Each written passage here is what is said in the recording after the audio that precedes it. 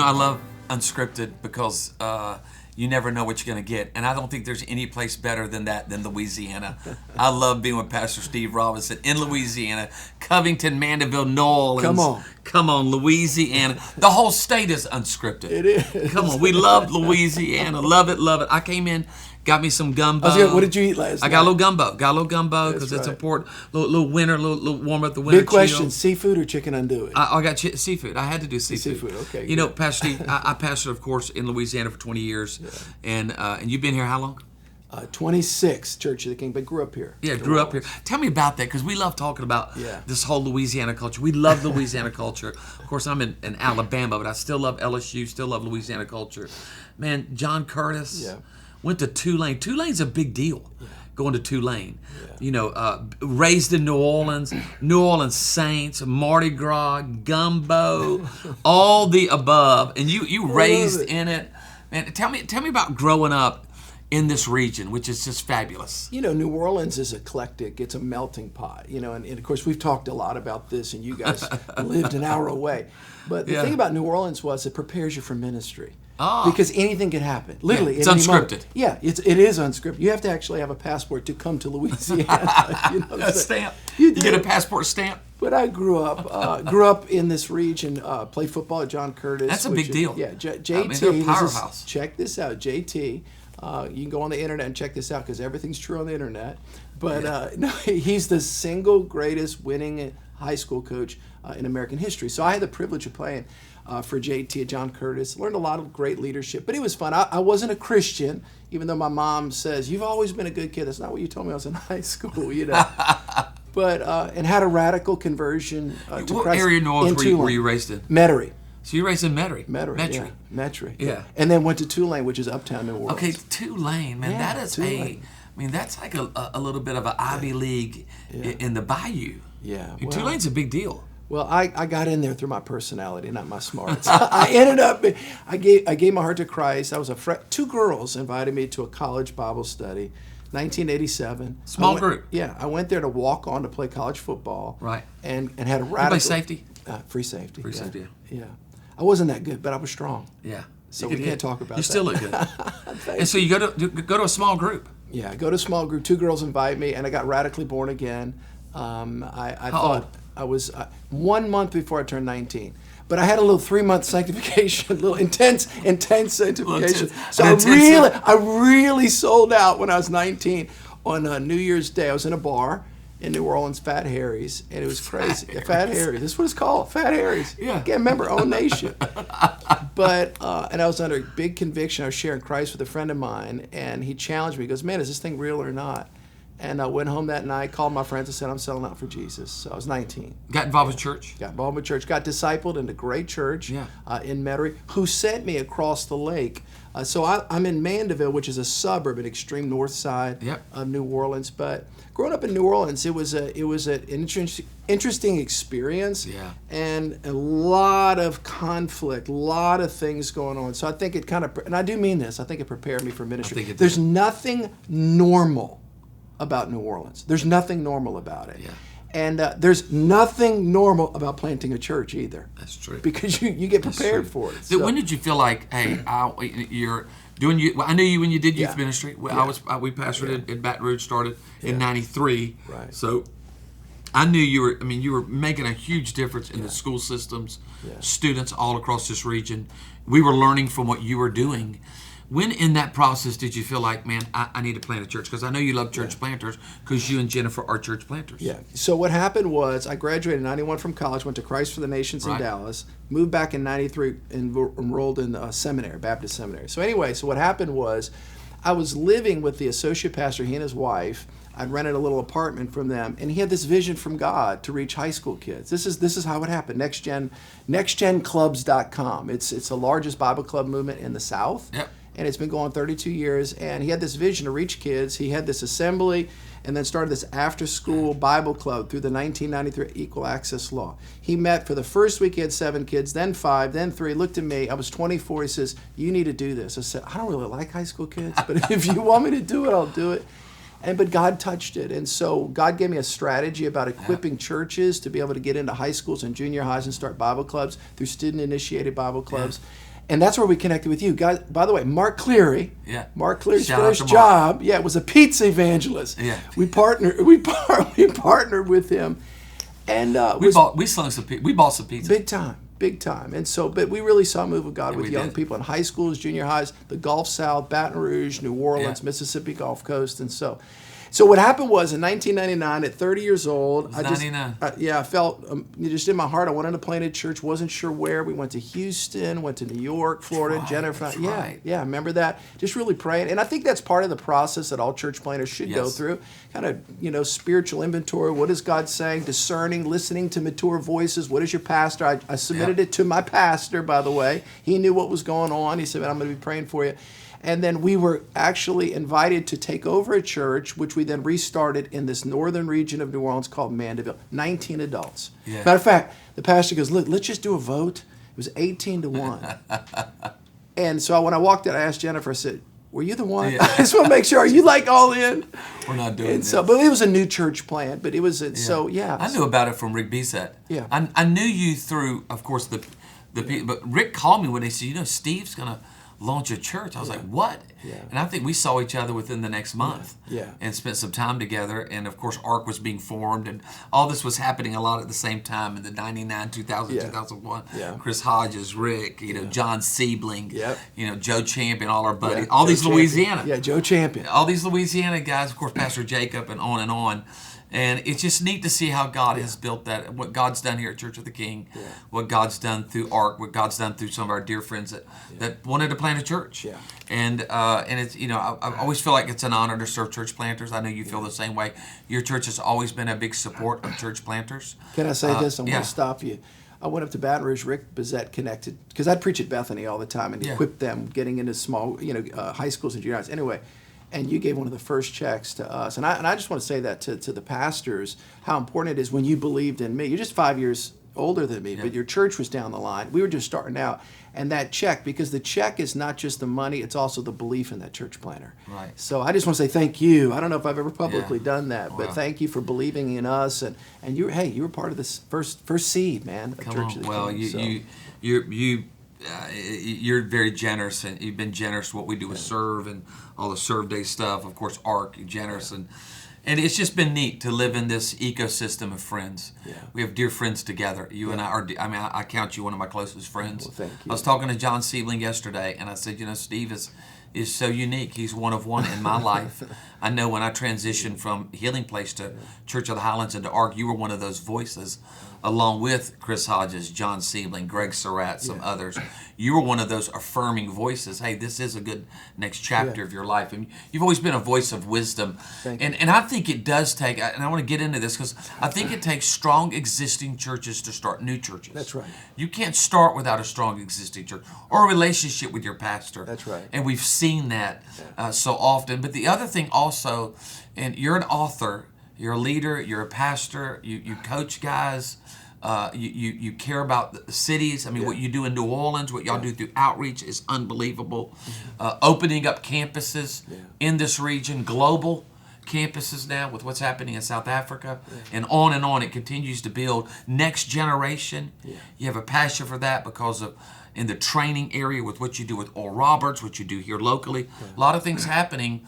But one of the things, being an author, and you've wrote a lot of books, but this book that you've written, 5-year process, because we believe this at ARC, that you can't have a healthy church without a healthy leader. That's good. That if you're going to go plant a church, you better get healthy.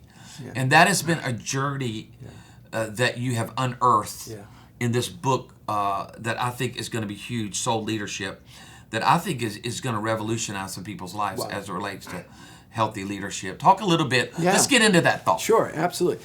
Well, as you said, 99, we start Church of the King. And again, this is a year and a half before ARC started. So we really didn't have a good strategy. Really didn't have a good plan. I wish I hadn't, then what we know now. Oh, my gosh, the training. But I'll tell you, God's favor was there. And our hearts, Jennifer and I love God. And so for the first 6 years, it was supernatural growth. Yeah. fast growth, and then Katrina, little storm came through. Katrina came, and what happens is, and I understand we now. Trauma bond. We trauma bonded. That was a trauma bond. Yeah, you were incredible on that. And so, the day after the storm, yeah, in the foyer of our church, we were part of forming PRC, Pastors Resource Council, and we threw ourselves into relief. And here's what happens. When you're in crisis management, what happens to leaders are they fill the gap. So I threw myself, I'm filled with adrenaline, I'm filled with cortisol, my body's ramped up for a year, we're trying to recover. We went from 3,200, this is important, 3,200 people, 3,245 the weekend before Katrina, came back a month, we had 1,300. A month later, 1,300. That's a shaky 1,300. That's a shaky. People freaked out. Tarps on their house. Yeah. Trying to figure out family, job. Absolutely. Relocation. This is right in the beginning of texting. Remember when you had to hit 3 digits before you get to the first letter, And Pastor, I'm in North Carolina, we're staying. Pastor, in Dallas, we're staying. So as a pastor, here it is, loss, disappointment, but at the same time, you've got to lead. And so I write about all this in the book. So really, Katrina was a defining moment. I had some bumps in growing up as a kid, parents divorced, some brokenness there, but kind of just overcame a lot of that, was discipled well. But boy, this Katrina thing, so year 6 of the church, listen, we're obliterated as a church. The region is obliterated, so I throw myself into leadership, which would leaders do? They lead, right? They say, hey, I got to just meet the... So and this preaching, was months upon months. It was a year. It took about a year, remember? Relief, recovery. It was rescue, relief, recovery, revitalization. We had all the R's down, man. I'm feeling it right now. You're feeling triggered. I'm feeling triggered. You're in Baton Rouge. We're housing, evacuees. What are we going to do? And we set up distribution centers and all that. There was just so much. And that was the right thing. That was the right thing to do. So we come through that 2007. We kind of recovered back. We get to about 3,000. Then we start this building campaign. That was a great idea, right? So 2008. We were building, remember? Yeah, you were in the middle of it. We were in the middle of building a building. Literally. So we're both in this. And I didn't understand trauma in the brain at the time and the stress, which I really get into in the book. So then we go through, we do this big building project, $40 million building project. Wow. The church is really not fully recovered. We raised $20 million. We have $20 million in pledges. Yeah. $3.5 million cash in. The financial markets crash, fall of 2008. Yeah. So then we got to build the building by cash. First $25 million. We needed $500,000 a month above our tithe. We had 3,000 people in the church. This is 2008. And the pressure was enormous. I did that for a year and a half. 2010, Dino, I walk out to go preach, and it's like, this is it. This is what happens when people go crazy. They lose their mind. I'm losing my mind, literally. Yeah. And I write about that in the book, and I write about what happens when you go into, there's a lot of terms, burnout, a nervous breakdown, whatever you want to call it. But crazy. Go crazy. And so I went through that. It took me about 18 months to recover, and I really began the process of understanding trauma and leadership, because it's unique with a leader. Here's the thing about a leader. A leader that goes through traumatic experiences, they don't have the luxury of just working on themselves. Oh, by the way, you're still leading a church. Oh, by the way, you're still leading a corporation. Oh, by the way, does that make sense? So I went through all the 2000s, planted some campuses, and really then in COVID, right before COVID, I had some more bumps, things took place, and I started my doctoral dissertation. Coach Tom Mullins, who was a mentor to me, a spiritual dad, goes, Steve, you got to do this, you got to do this. And so Jeff Little and I were able to study under him, and which is great. And so my emphasis, and this is where this book comes out, my emphasis was about trauma and leadership. And here's why. Because I saw so many leaders, watch this, it's not just trauma, it's unprocessed trauma that impacts leaders. So then they begin to develop negative pathologies and all this stuff. So my heart is there's more Steve Robinsons out there. If I wouldn't have got the counseling, if I wouldn't have got the understanding. And so my book was 3 years doctoral dissertation. Then I've done an additional 5 years of really understanding the intersection between neuroscience, theology, therapy, and leadership all coming together. So I want to help leaders, and I'm excited about that. And one of the things you discover in your research is the fact, I saw this in some of the book notes, is that 90% of leaders that you studied face this stress that can, paralyze you. Yeah. And so you did that research, and then you see it in your own life through what you just, in that timeline. Yeah. And then out of it, being able to realize. So you really came to a crossroad. Yeah. And that crossroad was, do I get help? Do I figure this out, right, or either I just keep doing this and go off the cliff. Well, let me say this: if you're tired, you take a nap. If you're traumatized, there's a different pathway to wholeness and healing. So this is where a lot of people say, "I'm just tired. I just got to take a nap." No. They run to the beach. This is my, and exactly, run to the beach, but they never recover. They don't know what's going on. And so for me, what really happened for me is I began to understand the impact of trauma in the brain. And let me explain this, and this is important. So the brain, the parts of the brain that are that are impacted the most by trauma. Let me give you this. This is real simple. The front is your prefrontal cortex. It's your logical brain, your thinking part of your brain, right? The front, prefrontal cortex. Then you've got what's called your limbic system. Your limbic system, kind of the middle range, and what's in there is the amygdala, which is your emotional center, and your hippocampus, which are your memories. Then you've got your brainstem, which kind of controls your breathing, heart rate, and all that. So what happens in trauma is, so think of it this way: emotional brain, thinking brain. What happens in trauma, I go to this camp with my kids in Northern California. They've got a blob. Right? So you go on the blob. You jump on the blob. Yeah. Our kids have done that. So you jump on the blob. And so the goal is you're on this side, your kid jumps on the front, right? And it's hysterical because when they jump here, or vice versa, they jump here, which then accelerates this end, right? And then it throws you off. Okay, that's what happens with the brain with trauma. So your prefrontal cortex is impacted, it's overwhelmed, and it doesn't have the ability thinking questions, thoughts, decisions, all these things. You don't have the ability to process the impact. In trauma, this is important. This is huge. Trauma comes two ways. Through an event, there's an assault, there's a hurricane, or compounding trauma is cumulative stress over time. That's the most dangerous for pastors. A board member fallout, a kid on drugs, a parent dies. People leave the church. Social media thing you go through, right? So here's what happens. Your prefrontal cortex, all right, it's like it shrinks in its ability to process, and what gets activated is your limbic system, or your amygdala in the limbic system. Your emotional brain begins to take over. So really, your emotional brain begins to hijack your logical brain. That's called being triggered. That's called being activated. So what happens to pastors are like, man, I don't know what's going on. I can't make good decisions. I'll tell you why. Your prefrontal cortex is gone offline. Your limbic system is activated, that amygdala in there. And so here's what happens. The brain does not separate, but it restructures. Your neuroscience proves this. Your brain. So that's why the book is about theology, therapy, okay, neuroscience, and leadership. And leaders fall prey to this. So what happens when your brain restructures? You're activated all the time. You know what you do? It's painful. You're activated, you overreact to everything. You know what you begin to do? It's so painful emotionally because you're just boom, boom. You start developing what's called negative pathologies. You're drinking too much. You're looking at things you shouldn't. Your expenditures go off the charts. You're trying to meet, what's happening is the emotional pain becomes so great because your brain is traumatized.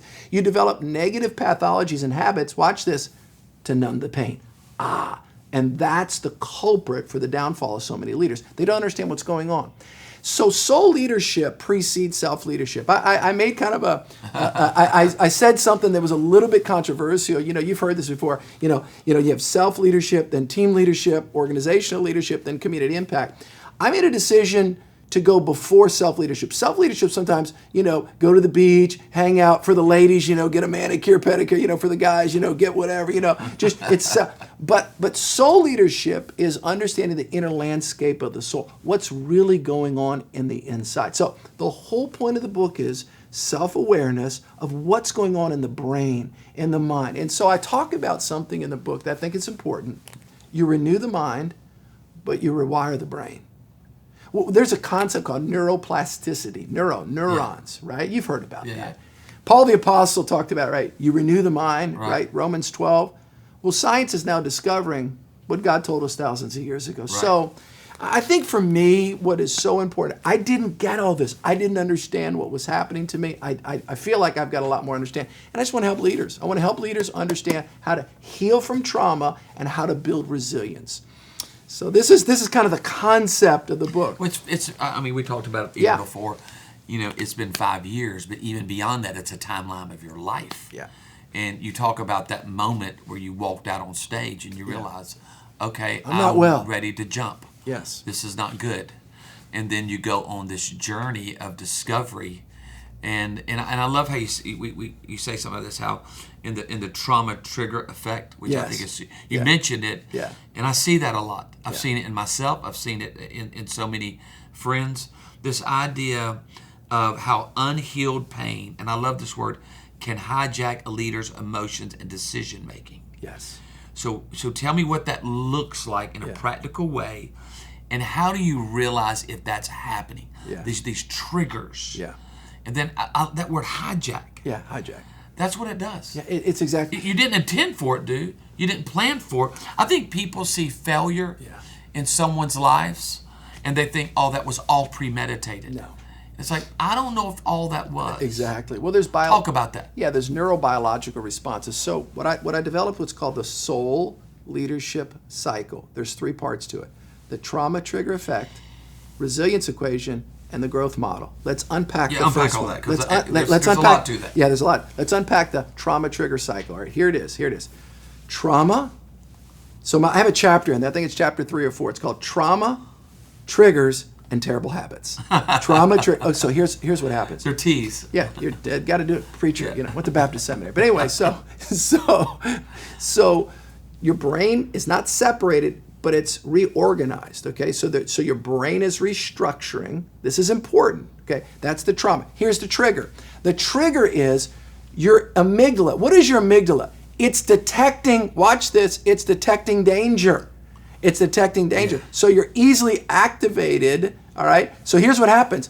Your emotional center hijacks your logical thinking. Your logical, consequential thinking goes offline. Yeah, you ever had a pastor go, I don't know what I was thinking. Let me help you. You weren't thinking. You were feeling, but you weren't thinking. The more that somebody's traumatized in their brain, one of the key ingredients of kind of like the identification point is they're hypervigilant. They're always scanning. Your amygdala, you're scanning for danger. So you can feel it. Your gut and your brain are connected. You can feel it in your gut. You're anxious all the time. So I give a criteria. One of the biggest ones for pastors, they're hypervigilant, they're short. It's kind of like their OCD goes off the charts. They're short with people. You can feel it on the inside. It starts affecting you physiologically. And what that's an indication is you're not just tired, you're traumatized. And so I give a kind of a prescription, a description, and then a prescription of how to get out of it, how to rewire the brain. And God has given us incredible ingredients in His Word and in life itself. I give some practical things about how walking helps through bilateral stimulation, helps your brain to be healed. I talk about some spiritual dynamics, some mental, some emotional. So I want to say this is important. Pastors, it's not just a spiritual problem. Right. This is important. If you address just the spiritual side, I talk about really when my burnout took place. One of the reasons why my burnout took place, I was working out. I'd stopped working out. It hurt my left knee, or my right foot began to hurt my left knee. I quit working out. So I talk about the body, mind, spirit connection. Right. Obviously, your spiritual life is your foundation, but how you take care of your health physically, your eating, your sleeping, your emotional connections, your relationships, toxic relationships. So I think that let me just say this. This is important. Resilience is a big catch-all word today. Resilience. You need to be resilient. Resilience, what is resilience? It's your ability to absorb crisis and respond. But what happens if you're traumatized? So I talk about the difference through trauma and resilience. One Hope is a global ministry passionate about reaching the next generation with God's Word. One Hope works to impact kids and youth by creating cultural relevant scriptural-based programs, partnering with local churches, schools, and organizations from around the world. With the mission to engage every child with the gospel, they leverage, research, and innovate in digital tools to ensure their message connects deeply and see lives transformed. One Hope has reached over 2 billion children and youth and continues to grow and make lasting impact for the gospel around the world. To learn more, get involved, access free resources, visit onehope.net/learn more. And I remember you showing me the cover of Soul Leadership and those 3 words, rebound from crisis. Yeah. And then you talk about grow in resilience, and then live from wholeness. Yeah. And I remember when you showed me those, I was like, that's it. Yeah. Those words, rebound, grow, live, all these things are coming together, and you've lived it. Yep. And now you're helping to coach guys through it, talk about it. You've talked about it here at the church. It's going to be out in just a couple weeks. And man, just thank God, because it, I know some of the darkest days I've ever been through. I remember, man, I was not sleeping. That's right. I was binging in my thinking, nonstop fixing. Yes. Nonstop fixing, Yes. and felt like that was a service to the Lord. Yeah. Let me, so all that makes total sense to me. I mean, you and I've had deep discussions about this, and you've even helped me process, my journey. But one of the things that we hear a lot of is, I've been traumatized. Right. I've got church hurt. I've been traumatized. Yeah. And it's like, okay, a bad day and a coffee order is not trauma. No. So how do you help someone say, okay, listen, you need to know the difference between something that's trauma and something it's a hard day. It's a hard day. Now you don't want 100 of those. Yeah. Help unpack, because you hear a lot about that in this generation. Yeah. And I deal with that a lot with people. Deal with that and I'm a like, lot. okay, I don't know are we at a 1 or a 5 or a 10? Yeah. How do you in all of your study? Yeah. Talk to me about that. That is fantastic. Steve well, Ross. let me say this person in the beginning of the book. I talk about victimhood. We do live in a victimhood culture. Okay. I'm not just talking about victimized, but a victimhood. So people, it's like you get extra points if you're victimized. So I'm very careful when I talk about trauma, because I think there's a developing field of church hurt, church hate. And there's legitimate church hurt, but we're empowered. We're empowered to make choices. I don't advocate at all that everybody's victimized. All leaders are bad. That's not true at all. I mean, by the way, some are. Yeah. By the way, pastors can get hurt as much by the parishioners or congregants as they can hurt them. They can both hurt. So, I would say this. I developed a thing called the stress continuum. Yeah, I love this. So the stress continuum, and you can think of it like green light, yellow light, red light. The green stress is eustress. So there's good stress in your life. This is really huge. Green stress, so for example, you go work out, there's a certain breaking down of muscle fiber to be able to build up, right? So there's little microfiber. So here's the point.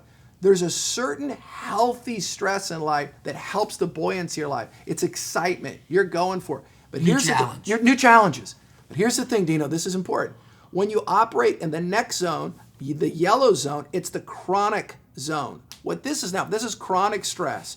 This is acute stress. This is what happens to leaders. Every time you say yes to something, you take on an expectation. You take on a new responsibility. It creates an expectation and a weight and a demand. Your body has to release two things, adrenaline and cortisol, to get you to come up to meet that expectation. So here's what I do. I do a decision-making grid in there. This decision coming upon my life, is it going to create more expectations where I got to be more adrenalized to accomplish more goals? So here it is. I want to live in the green. Yellow's chronic. But there's what's called the red zone, the traumatic zone. Once you get in that traumatic zone, that's where acute stress disorder, PTSD, complex PTSD. So you can experience disappointment and hurt. You can say, well, I'm traumatized. Well, there's a difference. Trauma is when your brain, trauma is not the event. Trauma is the response of your body and brain to the event. So you may be disappointed. You're not traumatized. You were hurt. You were disappointed. Now, if you stay in that too long, if you have repeated things, it can jump. So it can go from green to yellow to red. So I talk about, as a pastor and church planters, and this is huge, you cannot stay in that mindset forever. Same thing with winter, spring, summer, and fall. You can't stay in plowing and plowing and plowing and plowing and plowing. You got to get into the harvesting season. You got to get into, let the soil sit a little bit. So I talk about, as a church planter, as a pastor, you cannot say to people, or people can't say to anybody, that was traumatic, I was traumatized. Trauma's not the event. Trauma is stored. The emotional reaction is actually stored in your amygdala, and the hippocampus is where your memories are stored. So I'm careful of saying everything's traumatized. Of course. It's adversity. It's not necessarily traumatic. And then really you begin to see that fallout in that response. That's right. To marriage. That's right. Your spouse. Yeah.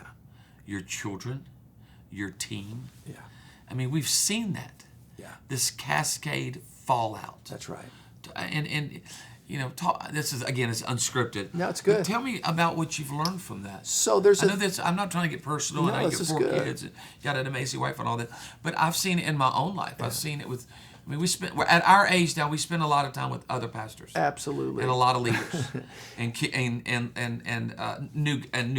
pastors. Here's what I'd say. What happened is after Katrina, and then really after that financial crisis, I wasn't recovering. I didn't know what was going on. I was hyper vigilant. I was snapping at my wife and my kids. I'm like, what's going on? This is what a pastor will often say, or a leader. I'm not acting like myself. What they're doing is they're in the wrong.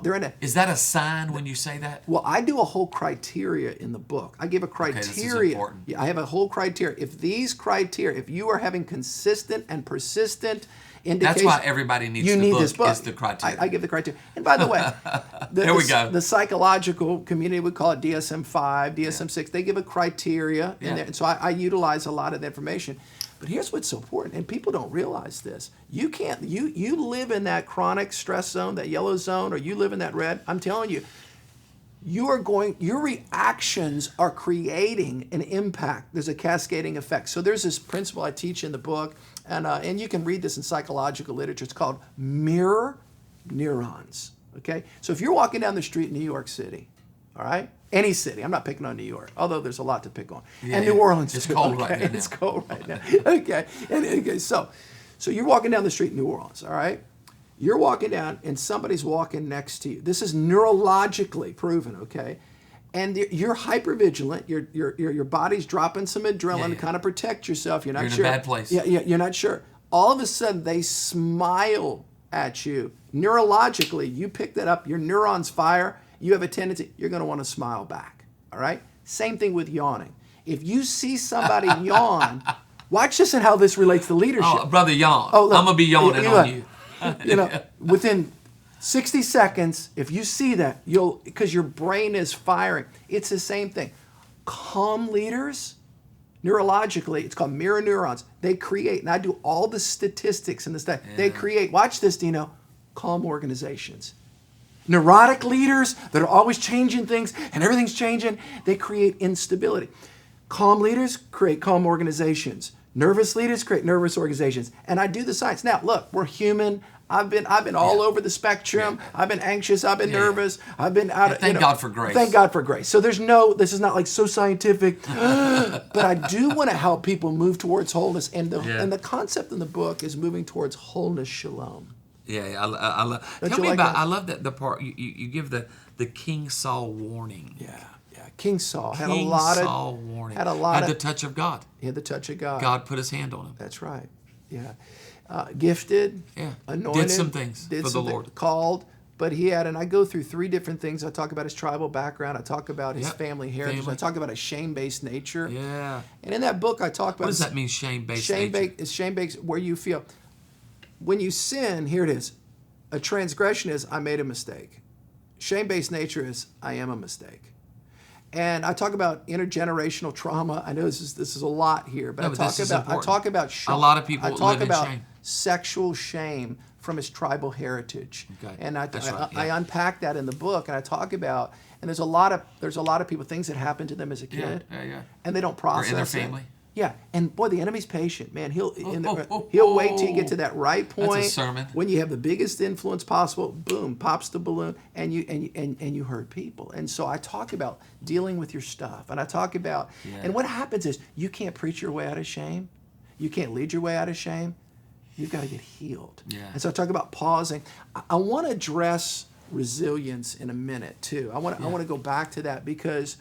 There are those of you, and the church planners, I know a lot of church planners, and ARC does such a great job. And I want to say you guys helped us plant a campus in Cape Town. Yeah, Cape Town. And so grateful for the partnership of ARC. And you guys have been with us since year 2. We've been a part of ARC. And so all of the stuff we planted, whether we've opened campuses and planted churches, and I want to thank you guys and the whole team there. But if I was talking to a church planter, what I would say to that church planter is, and I develop what's called a pre-crisis model. You're going to hit crisis. The issue is not, are you going to hit crisis? It's, how are you going to respond? This is where resilience comes in. Remember what resilience is, Dino. Resilience is your ability to absorb adversity and your ability to respond and bounce back. Now, here's what's important about that.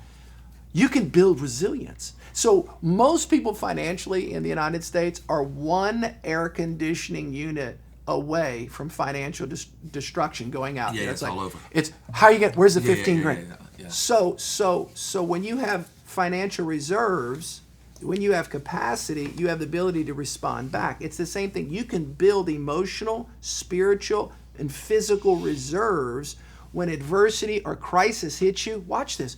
You can absorb it and you can bounce back. I talk a lot about practical strategies, mentally, emotionally, physically, watch this, spiritually, on how to increase your resilience quotient. So that's huge. So you're saying, okay, there, and I love how you said that you can build healthy rhythms. That's an important word.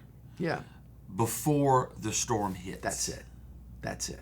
So the church planner needs to know this. Oh, you're going to go through crisis. Because the storm's going to hit. It's going to hit. Yeah. You're going to have a bump. You know, it's like I used to teach on parenting, you know what I'm saying? Till I had kids, you know what I'm saying? We were great youth pastors. We were great parenting teachers. We were great marriage teachers, you know, for the first 2 years of being married. You know, then it's like, now I just talk about prayer, sovereignty of God, God's mercy. Lord, help us. He's good, you know. But no, you can build capacity. You can get enough fuel on board to be able to have that plane circle the airport 15 times there and go through Turkey. In other words, as a leader, I talk about systematic renewal habits. Most leaders expend a lot more energy than they realize. And so you have to get filled. So you have to replace it. Where do you get it from? So all this is resilience. Remember, I talk about the trauma trigger effect. I talk about resilience equation, how to build resilience. And then I talk about post-traumatic growth. New field that's happening in the United States, globally. If you break a bone, this is cool. If you break, not to break a bone, but if you break a bone and it's reset by the doctor, it heals back and it comes to baseline. There is new scientific data that's saying if you're traumatized, remember your brain's not separating, but it's reorganizing. Remember the blob effect. If you process that and get proper healing, you can actually mentally come back stronger. So I've seen leaders, and this is the redemptive aspect. This is how I finished the book. I talked about, it's kind of like James says, count it all joy when you fall into various trials, knowing the trying of your faith produces patience. There's an outcome of good. You can grow stronger. So here's what I've learned. As I've gone through, guess what? I can see when a leader is just frying out. I'm like, man, hey, so you can be more insightful, more compassionate, kinder, stronger to be able to help people. You're more aware of where people are. Definitely. I think you build better teams. Your emotional awareness goes up. Your radar's up. Your radar's up. All leaders are drivers, right? But you know what?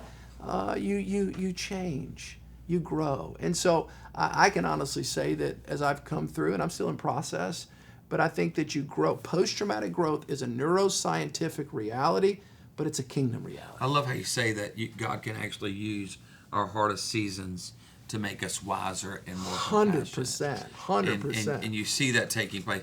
And I remember going through a tough season, going to therapy, going to counseling, sitting with people like yourself and others. Yeah. But I remember, the guy that I was talking to is a great coach, counselor. He talked about how, these necessary endings will if you lean into them and you'll let the healing. Yeah. And you'll learn some, and he would use those words, healthy patterns. Then and I never forget what he said to me. He said, you can be a Dino 2.0. Ooh, that's good. And I never thought that could happen. That's PTG, post-traumatic growth. Yeah, so talk to me a little bit about it. That's what you're saying, is that there can be a 2.0. There can be a 2.0. Here's the thing. Trauma doesn't have to disqualify you. Unprocessed trauma can. Remember. Oh, yeah. And one of the greatest ways to process it is through people. I think there was a stigma. I remember the first time I went to a counselor 15 years ago. I wore dark glasses and I walked in. I thought, left your cell phone in the car. I walk up and the guy's called a psychotherapist. Oh, yeah, that's great. You remember that, Albert? And I thought, you're done. Why not life coach? You know what I'm saying? And so there was a consultant. Human performance consultant. But I just think I kind of broke the sides. I talk about it. I think pastors need to be. I think they need to share on the victory side. You don't want to go up before your church on Sunday. I'm in counseling. I'm a mess and all that. But I can now share my story post growth, and I'll tell you the distinctive that we have, and this is huge that I talk about in the book, and this is what differentiates. So I want to say something very carefully. I believe secular counseling alone, if a person feels safe, can bring a measure of healing. Sure. What I love about spirit-filled counselors that have the training, that have the licensure and the training, but they also incorporate other practices because of where your faith is. Like, hey man, I'm a Christian. What I love about Christ-centered renewal and healing is that the Holy Spirit is part of this. Let me explain what I mean by this. One of the breakthroughs that trauma counseling is, and I'm not a trauma therapist, I'm not a therapist, I'm a leadership practitioner that's done 5 years of study on leaders and trauma. So I just want to qualify that. You need a trauma therapist if you've gone through that. Sure. So I'm not espousing that I am that, but I will tell you this, what the Holy Spirit does. And this is where I think the Christian has such an advantage. And I mean that. One of the blockages that counseling has, they have what's called talk therapy. What they're realizing is just talking about your problems doesn't bring healing. Bottom-up therapy is trauma therapy, and it deals with the limbic system. There's an unlocking of the emotion. Just talking about your problems alone deals with your prefrontal. So you're treating the wrong part of the brain. The Holy Spirit, and I never put it together to my research. Why do people cry during worship? I'll tell you why they're crying. The Holy Spirit's touching your limbic system. The Holy Spirit is unlocking your amygdala and your hippocampus, those memories that flood your mind. So what's so powerful about followers of Jesus is we have the Holy Spirit in the process of healing the traumatic wounds. Remember this, you may not forget the memory, but the pain is healed. And that's what I love about it. So you can come out stronger. You can come out wiser. You can come out a different person. So, do you feel like that this, I mean, you've written several books. Yeah. You guys are masters at developing curriculum for churches. I mean, if there's a church that is trying to figure out how to grow a church, how to help small groups, how to help people, you guys crush curriculum and sermon series that then puts people in small groups to grow them as a father, a dad, a single mom, a student. You guys do great on that. Do you feel like this is like a lifetime of work? I mean, do you feel like this could be your book? Well, I'll say I know there's others. No, but I just feel like this is important. I'll say this is the most personal. It's shared my story. I think you're vulnerable. I mean, when you write a book like this, you're putting yourself out there. Yeah. You know, it's kind of like, somebody in your church, you're like, is this guy stable? I'm just like, where is he on the healing continuum? Where you know are what we? I'm saying? But I'm 56 years old, and I thought to myself, something, I'm going to put it out there. But I think it's the blend of my personal story. I've been to counseling, pastoring, all these years, leadership, all of that I want to help leaders. New Orleans. If I can, listen, if this book can, let me say this, help one leader, if it can help one person. Let me tell you this, the statistic will tell you, 75% of the people in New Orleans, I've got all the stats in the book. I bet you did. Would have qualified for a clinical diagnosis of PTSD. Remember, post-traumatic stress disorder. It's stress. Remember, trauma comes through an impact event, watch this, or compounding. For me, Dino, here's what my heart is. I know we have a lot of church planners that watch Unscripted, a lot of pastors. You don't have to quit. You don't have to die in a place of shame. You can get better. You can get stronger. You can stay in the game. Sometimes there are points where you have to be redeployed into a different. You have to pull back. Get help. And I talk about how do I know? Do I stay in? How do I know when I step back? Or how do I know when I need to be reassigned to another ministry? I talk about that as a grid. That's smart. But I want to help pastors. I want to help leaders. I want to help business leaders, businessmen and women. That trauma doesn't disqualify. Your wounds can actually be a place of wisdom to be able to help people. So I put it out there in this book. I'm so glad because I think it's just the church, and I think ARC especially. We're trying to do everything we can. You can't save everybody. You can't fix everybody, but you can create resources that are available to get the healthiest leader, the healthiest marriage possible, so that we can have healthy churches that make an impact for the cause of Christ. That's good. And that have a heart for the Great Commission and make a difference with people. And I just think this resource, I've been excited about it. I've been listening to the process. You invited me into the process, which was very humbling and awakening for me, the time that we've spent together, which is personal. Give me some practical steps for a leader that's in crisis. So a leader's listening. We're transitioning from 2025 to 2026. They're stressed. They're irritated. They do feel numb. You don't want to tell anybody. There's all these warning signs that are going off, but it's hard to talk to anyone about this. Yeah.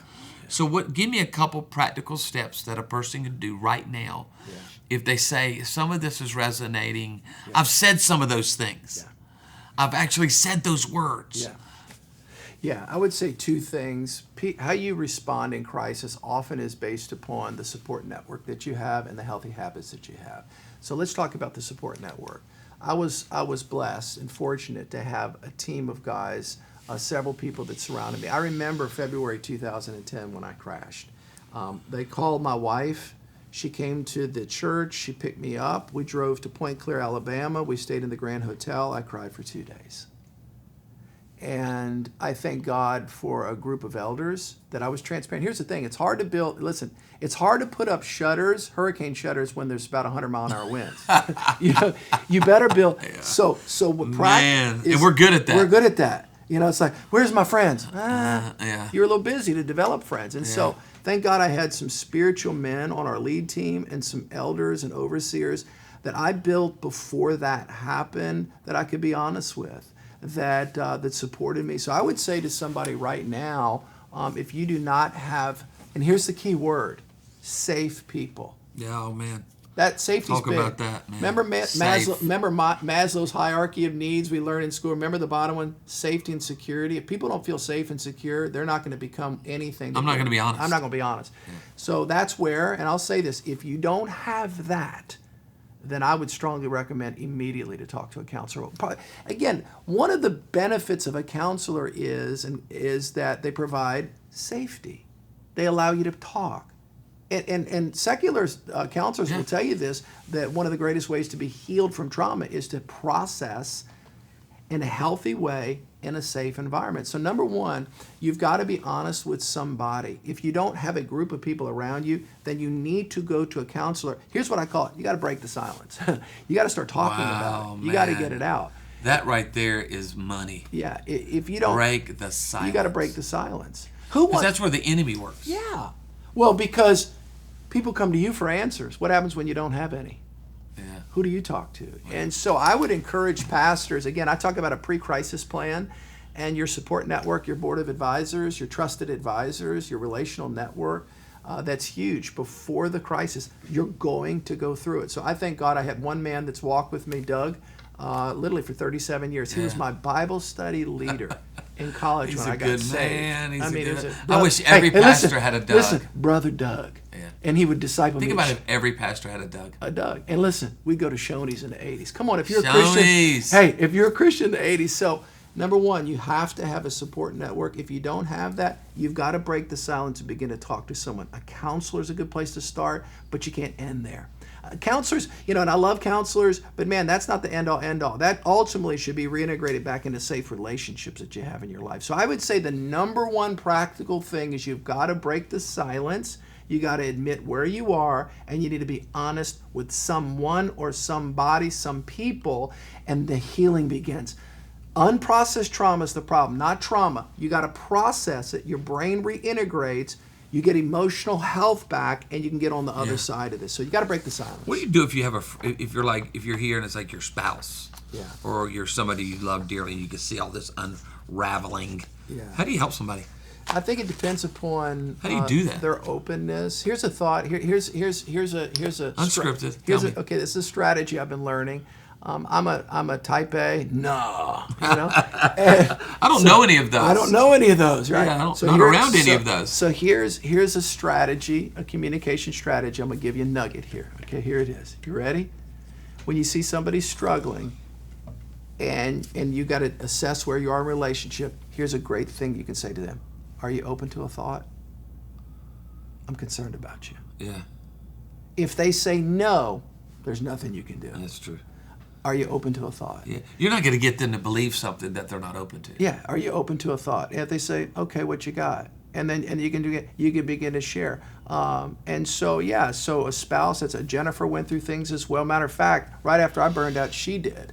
And of course, she's in a much, much better place. I'm in a much better place. Yeah. And so I would say this, Dino, and I want to thank you for who you are, because you've also been there for me in times of life. And I want to thank you for where I felt like I can be honest. It's like the old Bob Dylan song, "You Got to Tell Somebody." Okay, that he was talking about, he had this encounter with God. I would say it this way: you got to open up to somebody.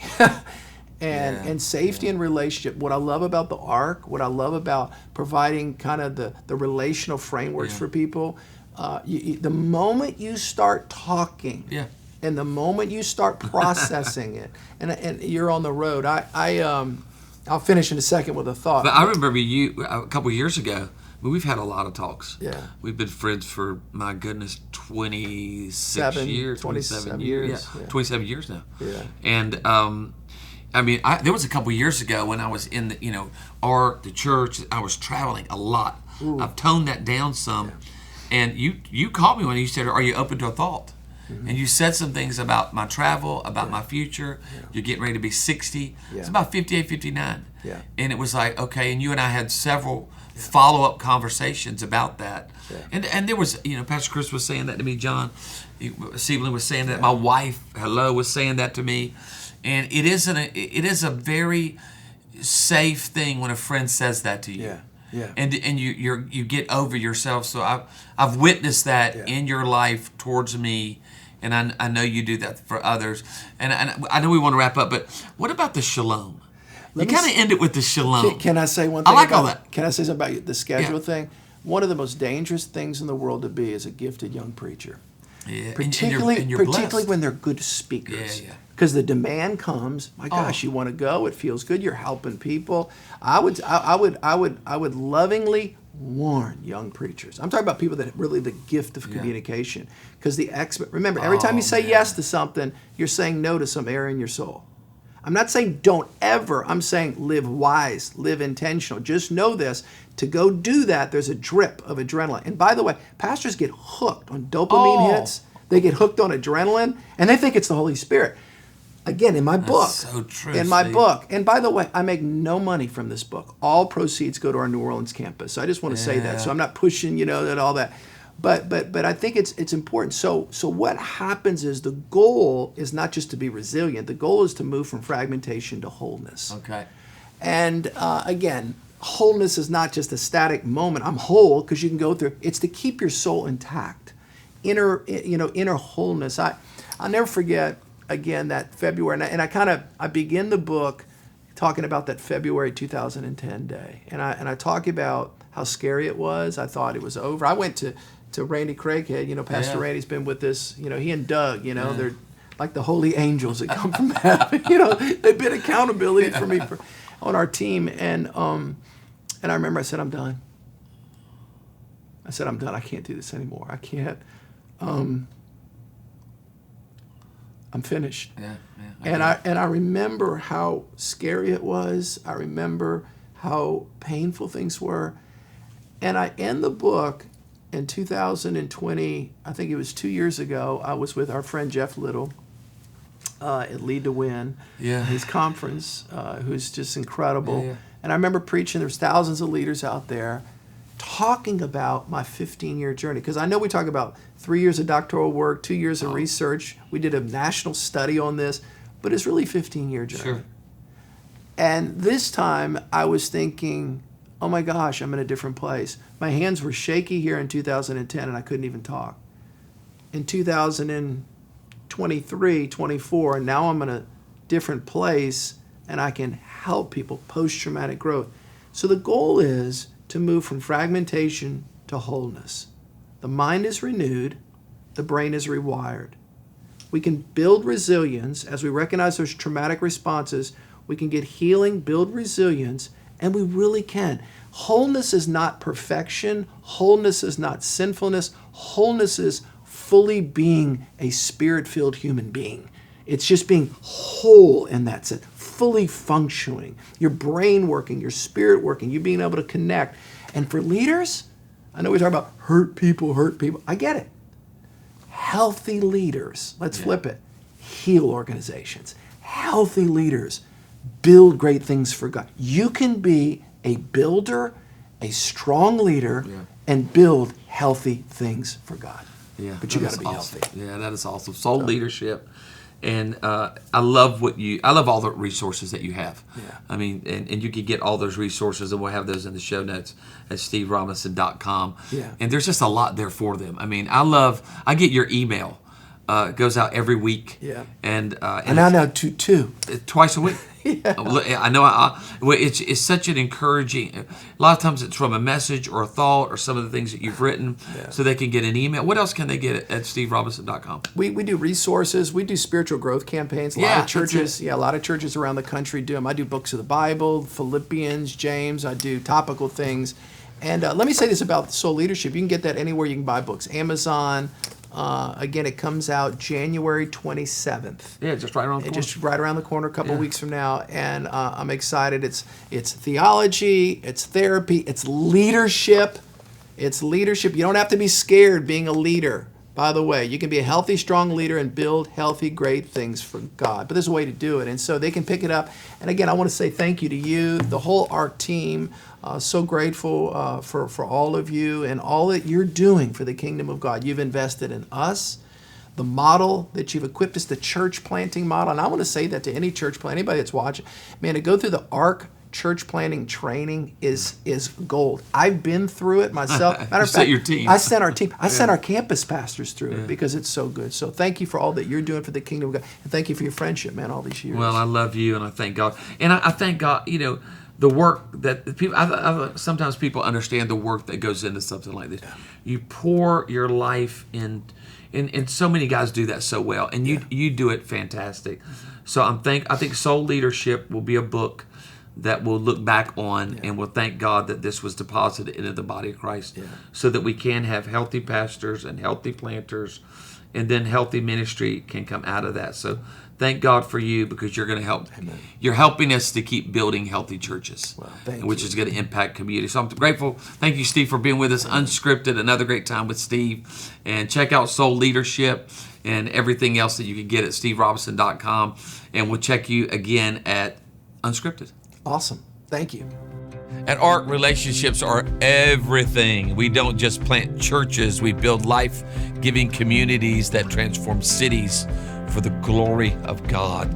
With ARC, you're never alone in the journey, and we want to provide practical coaching, resources, financial models that are rooted in generosity, help you plant a church, a large launch church to thrive from day one. If you feel called to plant a church, you want to partner with us to plant more ARC churches, we want to help that. So join a network of more than 1,132 church plants, thousands of partners in the ARC family making a real difference. One community at a time, let's plant more churches. So visit arcchurches.com to learn more. Plant with us, partner with us. Together we can reach more people through the message of Jesus Christ. And it takes existing churches to be sending churches to plant new churches. Let's do it together.